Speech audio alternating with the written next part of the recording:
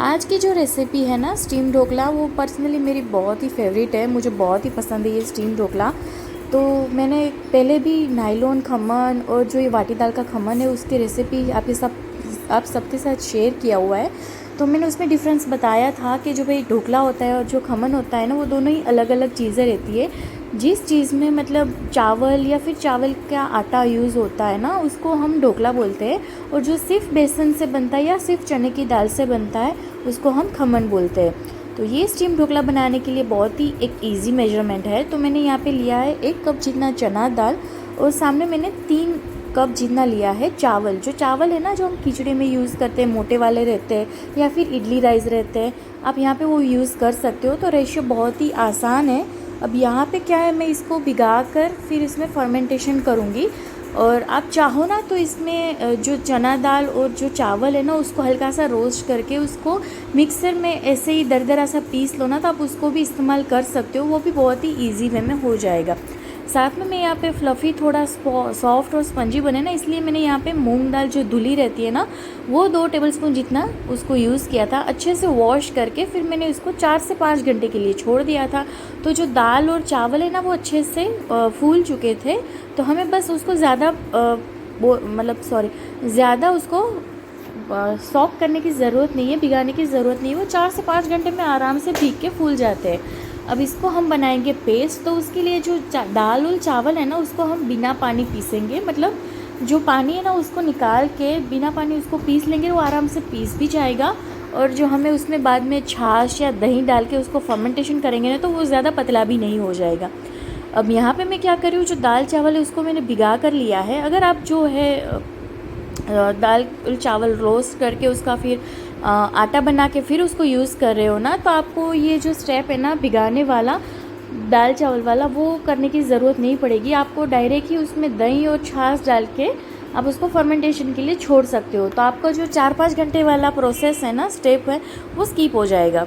अब देखो, आप देखोगे ना, तो मैंने यहाँ पे जो पेस्ट है ना, वो बिल्कुल दरदरा सा रखा है। एकदम फाइन पेस्ट हमें नहीं करना है।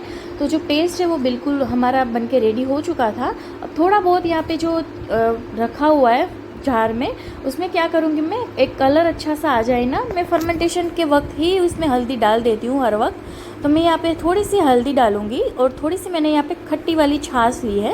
अगर आपके पास खट्टी वाली छाछ नहीं है तो आप खट्टा दही भी ले सकते हो। यहाँ पे फ्रेश छाछ या फ्रेश दही से ना इतना अच्छा फर्मेंटेशन वो नहीं होगा। जो टेस्ट है ना, वो बिल्कुल ही अच्छा नहीं आएगा। जो ये ढोकला रहता है वो थोड़ा सा खट्टा खट्टा रहेगा। तो इसके लिए हमें क्या करना होगा, जो छाछ और दही है उसको हमें खट्टा ही लेना है। अब गुजराती घरों में कई बार ये भी होता है कि जो हम खट्टी छाछ डाल के उसको अभी समर में जैसे फर्मेंटेशन के लिए रखते हैं, तो ज़्यादा ही खट्टा हो जाता है। तो उसके लिए ना वो बैलेंस आउट करने के लिए थोड़ी सी शुगर भी ऐड करते हैं। शुगर से वो मिठास नहीं आएगी, पर जो खट्टापन है ना, वो थोड़ा सा बैलेंस हो जाएगा। अगर आपको लगता है कि ये ज़्यादा खट्टा हो गया, तो आप बाद में उसमें थोड़ी सी चीनी भी डाल सकते हो। पर ये जो है ना छाछ वाला स्टेप, वो हमें बिल्कुल भी स्किप नहीं करना है। उसमें जो फर्मेंटेशन और खट्टापन आएगा ना, वो ये छाछ या फिर दही से ही आएगा। तो सारी चीज़ें डालने के बाद ना हमने उसको 5 मिनट के लिए कंटिन्यूसली फेंटना है, ताकि जो है वो थोड़ा सा फ्लफ़ी हो जाए। और उसको बाद में हम 7 से 8 घंटे के लिए फर्मेंटेशन के लिए छोड़ देंगे। देखोगे ना, तो बहुत ही प्यारा कलर आ चुका होगा, क्योंकि हमने इसमें जो फर्मेंटेशन के पहले हल्दी डाली थी ना, तो कलर एकदम से अच्छा सा आ चुका होगा। अब ये जो बेटर है ना, ये प्लेन वाला बेटर, तो आप उसको ना अच्छे से 4 से 5 दिन के लिए फ्रिज में रख सकते हो, बिना कोई नमक या कोई मसाला डाले हुए। अब जो हमारा बेटर है वो बिल्कुल रेडी है। तो मैं क्या करती हूँ, जो चना दाल है ना, उसको रात में जब फर्मेंटेशन के लिए छोड़ते हैं ना, तभी मैं उसको थोड़ा सा 2 चम्मच जितना भिगा कर रख देती हूँ। बाद में मैं इसके अंदर डालती हूँ ना, तो एक क्रंचीनेस सा आएगा जब हम इस ढोकला खाएंगे, तब तो बहुत ही अच्छा सा टेस्ट देता है। तो मैंने 1 टेबलस्पून जितना जो है वो सोक की हुई चना दाल डाली है, और 1 टेबलस्पून जितना मैंने जो है जिंजर चिली का पेस्ट डाला हुआ है, और स्वाद के अनुसार मैंने यहाँ पे नमक डाला है। तो आपको ये चीज़ बिल्कुल ध्यान रखनी है कि अगर आपको ये बैटर बाद में फिर इस्तेमाल करना है, तो आप इसमें नमक जब एक एक थाली आप स्टीम करोगे ना, उसी वक्त डालना है। सारे बैटर में आप नमक नहीं डालेंगे। उससे क्या होगा, जो फर्मेंटेशन की प्रोसेस है ना, वो और जल्दी हो जाएगी, और ये जो बैटर है ना, ज़्यादा खट्टा हो जाएगा। तो जो बैटर है ना, वो बिल्कुल रेडी है। और मैं यहाँ पे ना 2 अलग अलग थोड़े से वैरायटी वाले ढोकले बना रही हूँ। तो दोनों थाली मैंने यहाँ पे ऑयल से ग्रीस कर ली और जो स्टीमर है ना मैंने उसको गैस पे चढ़ा दिया है। अब यहाँ पे मैं ना इनो का यूज़ कर रही हूँ ना मैं इसमें सोडा का यूज़ कर रही हूँ। तो मैं एक छोटा सा बर्तन ले रही हूँ, जो है मैं स्टेप बाय स्टेप जो इसमें ऐड करती जाऊँगी ना, तो हर मतलब पूरा जो बैटर है ना उसमें हमें जो है पापड़ खार मैं यहाँ पे यूज़ कर रही हूँ। तो पापड़ खार पूरे बैटर में यूज़ नहीं करना है, जैसे जैसे हम यूज़ करते जाएंगे उसमें ऐसे डालते जाएंगे। तो मैंने यहाँ पे एक छोटे बर्तन में 3 टेबलस्पून जितना ऑयल ले लिया है और आधी चम्मच जितना मैंने यहाँ पे पापड़ खार डाला है। जी हाँ, मैं यहाँ पे पापड़ खार का इस्तेमाल कर रही हूँ, मैं यहाँ पे सोडा या फिर इनो का इस्तेमाल नहीं कर रही हूँ। इससे क्या होगा ना, एक जो ढोकला है ना वो बहुत ही अच्छे से हमारा फूल के झालीदार बन के रेडी होगा। तो जो पापड़ खार डालने के बाद ना हमें अच्छे से उसको मिक्स कर लेना है, ताकि जो है बैटर में अच्छे से वो मिक्स हो जाए, इसके लिए। तो तेल मैं यहाँ पे इसलिए ले रही हूँ क्योंकि जो ये ढोकला है ना वो सूखा सूखा सा रहता है, इसमें हम तड़का डाल के नहीं खाएंगे, यूज़ करेंगे। तो इकट्ठा थोड़ा सा सूखा सूखा ना लगे, गले में ना अटके, इसके लिए हम इसमें तेल का इस्तेमाल करेंगे। तो मैंने यहाँ पे थोड़ा सा बैटर ले लिया है 2 प्लेट जितना, और उसमें मैंने जो हमने ये तेल और पापड़ खार का जो मिक्सचर था उसमें ऐड करके उसको अच्छे से एक ही डायरेक्शन में हमें मिला लेना है। एक ही डायरेक्शन में मिलाने से वो ज़्यादा अच्छे से फ्लफ़ी हो जाएगा और लाइट वेट हो जाएगा, तो अच्छे से हमारा फूलेगा। अब ये ढोकला है ना वो थोड़ा सा पतला रहता है, उसका लेयरिंग जो रहता है। बाकी जो खमन है ना वो थोड़ा सा मोटा रहता है, थोड़ा सा चौड़ा रहता है। अब ये क्या होता है ना, थोड़ा सा इसका बेटर हमें कम लगेगा। जब देखो अब मैंने यहाँ पे आधा कप जितना ही बेटर को ले लिया है और उसमें थाली में हम फैला कर ले लेंगे, क्योंकि ये जो ढोकला है ना वो पतला पतला सा रहता है, तो खाने में बहुत ही अच्छा लगता है और गले में भी अटकता नहीं है। इसीलिए ये पतला पतला सा रहता है, क्योंकि हम इसको स्टीम करके ऐसे ही खाएंगे बिना तड़का कोई लगाए हुए। तो दोनों ही थाली में मैंने ले लिया है बैटर, और एक थाली है ना, क्योंकि श्रेया को लाल मिर्च वाला पसंद नहीं है, इसके लिए मैं उसमें लाल मिर्च नहीं डालूँगी, उसमें मैं डालूँगी खूब सारा हरा धनिया डालूँगी।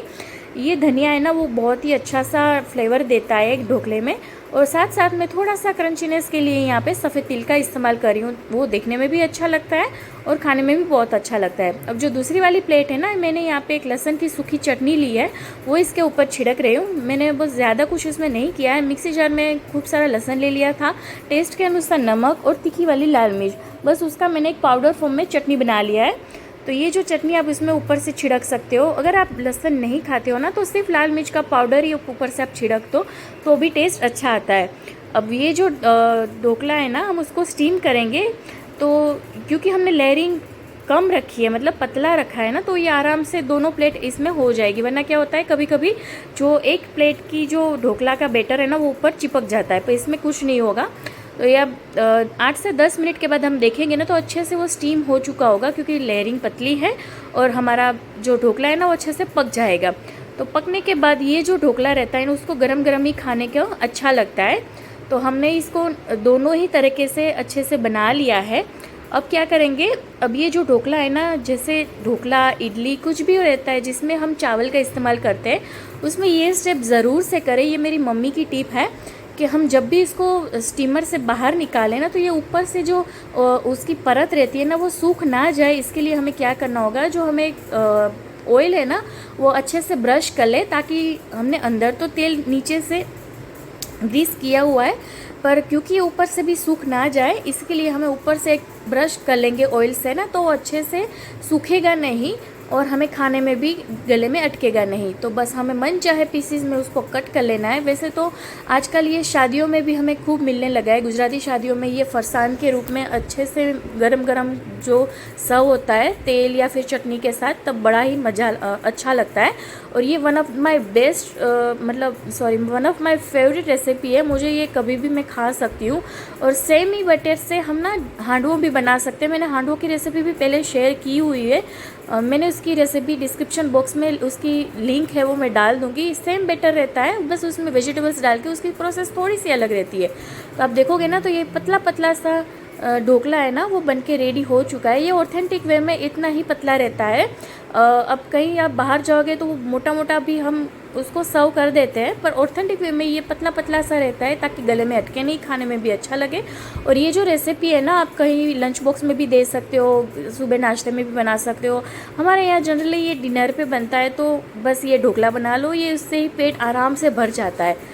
तो दोनों ही जो अलग अलग प्रकार के ढोकले थे ना, मैंने उसको प्लेट में ले लिया। और साथ में मैं यहाँ पे जो लहसुन की सूखी चटनी थी उसको तेल के साथ सर्व करूँगी, तो ये बहुत ही अच्छा टेस्टी लगता है।